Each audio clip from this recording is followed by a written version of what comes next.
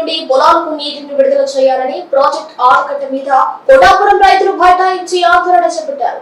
అధికారులు చొరవ తీసుకుని నీటిని విడుదల చేయాలంటూ డిమాండ్ చేశారు. నీరు లేకపోతే పంటలు ఎండిపోతాయంటూ ఆవేదన వ్యక్తం చేశారు. రైతులు బైఠాయింపుతో రాకపోకలకు ఆ ప్రాంతంలో అంతరాయం ఏర్పడింది.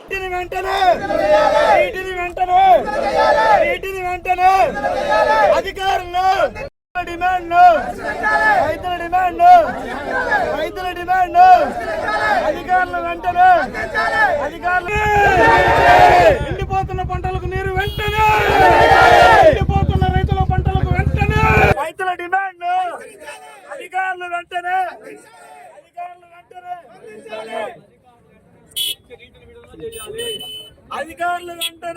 రావులపాడు ప్రాజెక్టు నుండి పొలాలకు నీటిని విడుదల చేయాలని ప్రాజెక్ట్ ఆనకట్ట మీద కొడాపురం రైతులు బైఠాయించి ఆందోళన చేపట్టారు.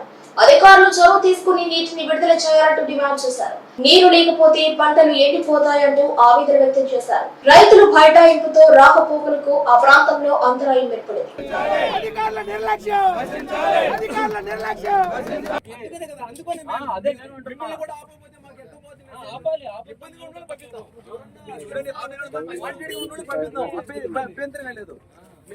మేము కూడా నీలాగే కదా, అది ఒక్క 10 నిమిషాలు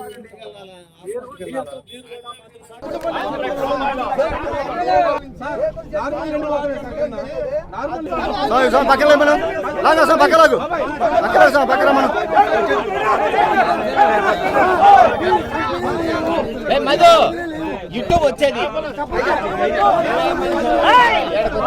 వచ్చేది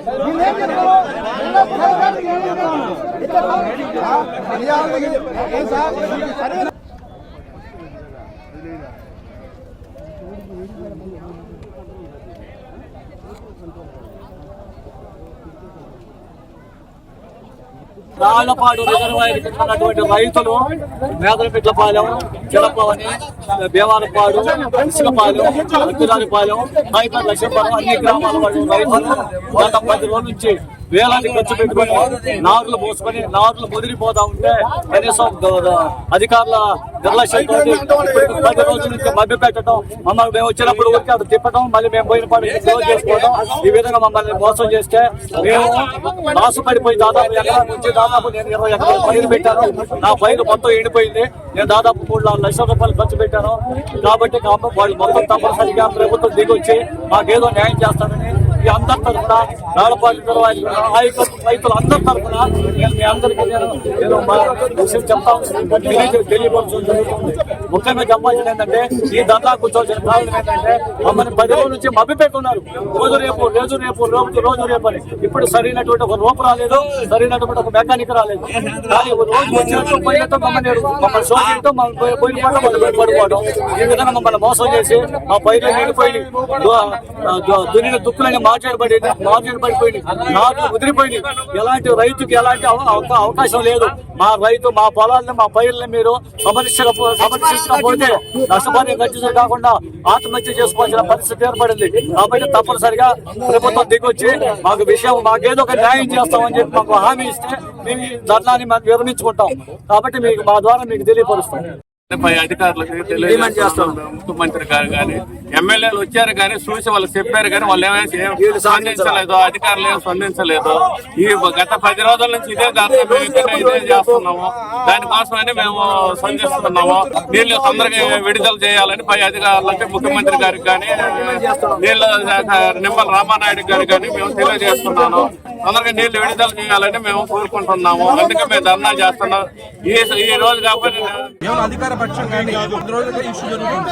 ఒక్కరన్నా అధికార పక్షంగా వస్తున్నారు, చూస్తున్నారు, వెళ్తున్నారు, ఫోటోలు తీసుకున్నారు, ఫేస్బుక్ లైవ్ ఇస్తున్నారు, వాట్సాప్ లైవ్ ఇస్తున్నారు, మొత్తం యూట్యూబ్ లైవ్ ఇస్తున్నారు. అధికారం ఈవెన్ ఇష్యూ ఇంతలో జరుగుతుంది. మంత్రి ఏమైనా స్పందించాడు? ఈ రోజుకి ఈవెన్ మంత్రి ఏమైనా స్పందించాడా? ఎందుకు వెళ్ళట్లేదు? పై అధికారుల వరకు ఇష్యూ ఎందుకు వెళ్ళట్లేదు? ఎవడన్నా ఒక కలెక్టర్ అనగా సబ్ కలెక్టర్ వచ్చారు, ఇష్యూ ఏమైనా రిజాల్వ్ చేశారా? ఎందుకు? కింద దాదాపు వేల కుటుంబాలు నష్టపోతున్నాయి. కింద దాదాపు నెల రోజులు అవుతుంది నార్మల్ వేసేసి. నార్మల్ గానే ఇష్యూ వస్తున్నాయి. నార్మల్ ఇష్యూ వచ్చేసి నెల రోజులు దాటితే మాట్లాడేది లేదు. మొలకెత్తున్నాయి, దాన్ని ఏమంటారు, మొలకెత్తున్నాయి. ఇప్పటికి ఈవెన్ ఒక్కరికైనా రెస్పాండ్ అవ్వట్లేదు.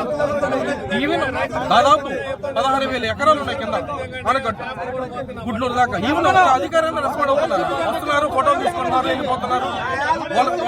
వాళ్ళ ఇమేజ్ వాళ్ళు చూసుకుంటారు, హై లెవెల్లో వాళ్ళు చూసుకుంటున్నారు. ఈవెన్ అధికార పక్షంగా కానీ ఎవరు ఒక మంత్రి even Nimmala Ramayana irrigation minister ఉన్నారు కదా, ఏమైనా రెస్పాండ్ అయ్యారా? రెస్పాండ్ అవ్వాలి. ఇది ఎందుకు ఇవాళ రైతాంగాన్ని ఇంతలో ఇబ్బంది పెడతారు దేనికి?